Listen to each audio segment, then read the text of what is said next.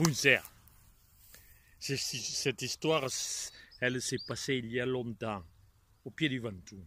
Là, il y avait des éleveurs, une femme et un homme, qui faisaient des fromages de chèvre, mais alors, merveilleux, onctueux. C'était indescriptible. Et on leur demandait souvent où il est le secret de vos fromages. Ah, ils disaient rien. En fait, ils ne savaient pas plus que ça. Elle restait à la fromagerie, elle faisait des fromages. Et lui, il partait dans la montagne, mais si cabres, les faire pâturer. Bon, en fait, sa technique, elle était simple. Il partait, il choisissait un endroit au pied d'un arbre, il s'asseyait, il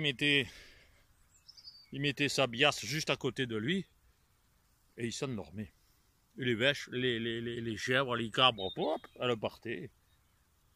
Il les revoyait que le soir. Elle revenait tranquille, toujours à la tête du troupeau, Mourenègre. Ouais, parce qu'elle avait la tête noire, en fait. Voilà. Et ben, c'est côté comme ça. Et quand on lui demandait, mais qu'est-ce qu'elles mangent, tes chèvres, là, pour faire des fromages aussi bons? Bon, en fait, il ne savait pas grand-chose. Alors, un jour, à force de questions, il s'est dit, je vais quand même aller les suivre. Et un jour, ben, il a choisi un endroit, il s'est assis, il a posé sa musette, et il a attendu, et les chèvres sont parties, toutes là, les unes après les autres. Elles ont suivi le même chemin vers la montagne. Alors il les a suivis. Ils sont rentrés dans une combre, mais alors obscure, hein. Et ils sont passés, mais dans des endroits, il y avait des broussailles, il a été obligé de se mettre à quatre pattes pour les suivre. Et puis il est passé dans un trou, là, un cafournat, tout était noir. Tout ce qu'il voyait, c'était le cul de la chèvre devant. Et ça a duré.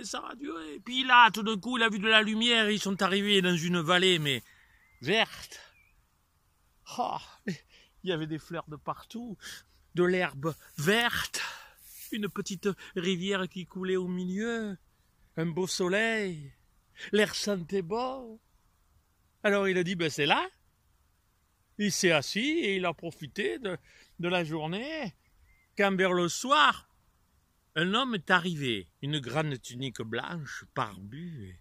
Alors il s'est avancé, il a dit, dites-moi, monsieur, vous pouvez me dire où on est là? Là, mon fils, on est au paradis. Comment? Au paradis? Le vrai? Le paradis, le vrai, le seul. Et dites-moi, là, je pourrais... Je suis venu avec mes chèvres, là, je pourrais dire à ma femme de me rejoindre, là, parce que c'est un endroit magnifique. Alors l'homme lui a dit, ah non, hein, là, vous pouvez pas ressortir. Hein. Vos chèvres, oui, elles peuvent repartir et revenir, mais vous allez rester là. C'est pas possible. Ah, et l'homme s'est éloigné. Il s'est dit, mais c'est pas possible, le paradis, oui, c'est bien, mais sans ma femme. C'est pas possible. Alors il a fouillé ses poches, il a trouvé un petit morceau de papier et il a écrit dessus, ma chérie, je suis au paradis. C'est les chèvres qui m'ont amené jusqu'ici. Suis l'amour nègre. Elle t'amènera jusqu'ici, c'est le paradis. Viens, je t'attends. Ton mari. Et il a plié le papier. Et il l'a mis là, dans la courroie de cuir du Mourenègre, de la cabre qui menait le troupeau là. Et il s'est dit, elle va le trouver. Et les chèvres sont reparties. Et la femme, le soir, elle a dû arriver les chèvres, et pas son mari, alors elle l'a appelé. Le lendemain, elle a mobilisé tout le village, ils ont cherché dans tout le Ventoux. Rien, personne, dégugne. Alors les semaines ont passé, elle a perdu espoir. Elle a commencé à vendre une chèvre, 2 chèvres, 3 chèvres. Et la chèvre et le cascaveu et tout quoi. Et elle a fini par vendre le Mourenègre. Le temps a passé. Les chèvres sont mortes.